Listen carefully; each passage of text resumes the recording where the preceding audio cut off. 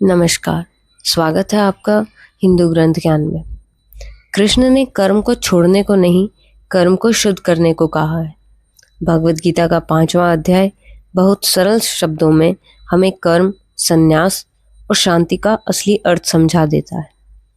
मोक्ष के मार्ग पर निरंतर प्रयास करने वाले साधुजनों में जो कृष्ण भावनामृत में स्थित होता है वही श्रेष्ठ होता है, क्योंकि इंद्रियों के वेग इतने शक्तिशाली होते हैं कि बड़े बड़े तपस्वी भी कठोर अभ्यास के बावजूद उन्हें पूरी तरह वश में नहीं कर पाते।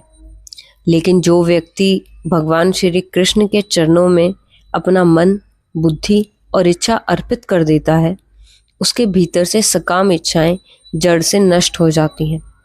ऐसा भक्त दिव्य आनंद में स्थित रहता है और शीघ्र ही मुक्ति को प्राप्त होता है। जैसे मछली अपने बच्चों को केवल देखकर, कछुआ चिंतन द्वारा और पक्षी स्पर्श से अपनी संतानों का पालन करते हैं, उसी प्रकार भगवान का भक्त भौतिक रूप से दूर रहते हुए भी भगवान का स्मरण करके उनके पास पहुंच जा सकता है।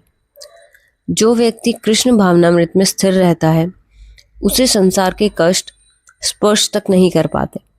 यही अवस्था ब्रह्म निर्वाण कहलाती है, जहां मनुष्य निरंतर भगवान में स्थित रहता है। कृष्ण भावनामृत में स्थित होते ही मनुष्य अपने दिव्य स्वरूप को पहचान लेता है। भक्ति के माध्यम से उसे यह अनुभूति होने लगती है कि भगवान उसके हर कर्म में उपस्थित है। यही अनुभूति मुक्ति कहलाती है। मुक्ति कोई शरीर छोड़ने के बाद मिलने वाला पुरस्कार नहीं, बल्कि एक चेतना की अवस्था है। भगवान अर्जुन को बताते हैं कि योग की 8 विधियां हैं: यम, नियम, आसन, प्राणायाम, प्रत्याहार, धारणा, ध्यान और समाधि। इनका उद्देश्य है इंद्रियों को विषयों से हटाना और मन को स्थिर करना। लेकिन कृष्ण भावनामृत स्वयं इस पूरी प्रक्रिया को सरल कर देता है। जहाँ अष्टांग योग में क्रमश अभ्यास करना पड़ता है, वहीं भक्ति में लक्ष्य से प्रत्यक्ष जुड़ाव होता है। इसलिए भक्ति इंद्रियों को वश में करने की सबसे प्रभावी विधि है। सारा संसार शांति चाहता है, लेकिन शांति का वास्तविक सूत्र बहुत कम लोग जानते हैं। वह सूत्र यह है: कृष्ण ही समस्त कर्मों के भोक्ता हैं, कृष्ण ही समस्त लोकों के स्वामी हैं, कृष्ण ही सभी जीवों के परम मित्र हैं। जब तक मनुष्य इन तथ्यों को नहीं स्वीकार करता, व्यष्टि हो या समष्टि, कहीं भी शांति संभव नहीं। कृष्ण से अपना संबंध जैसे ही स्पष्ट होता है, मन अपने आप शांत हो जाता है। यह 5वां अध्याय कर्मयोग की व्यवहारिक व्याख्या है।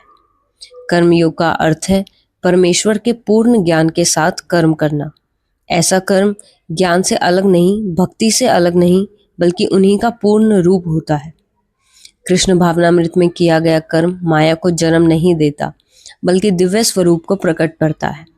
जीव मूल रूप से भगवान का शाश्वत दास है, लेकिन जब वह मैं ही नियंत्रक हूँ ऐसा सोचता है, तभी वह माया के बंधन में आता है।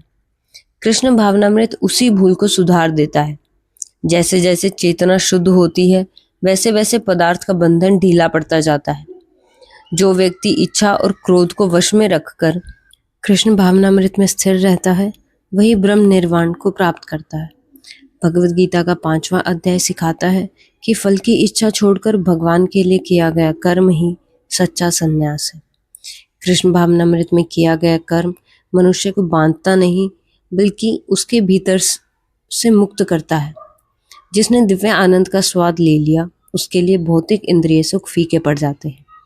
कृष्ण को परम भोक्ता, परम स्वामी और परम मित्र मानने से ही जीवन में सच्ची शांति और मुक्ति प्राप्त होती है।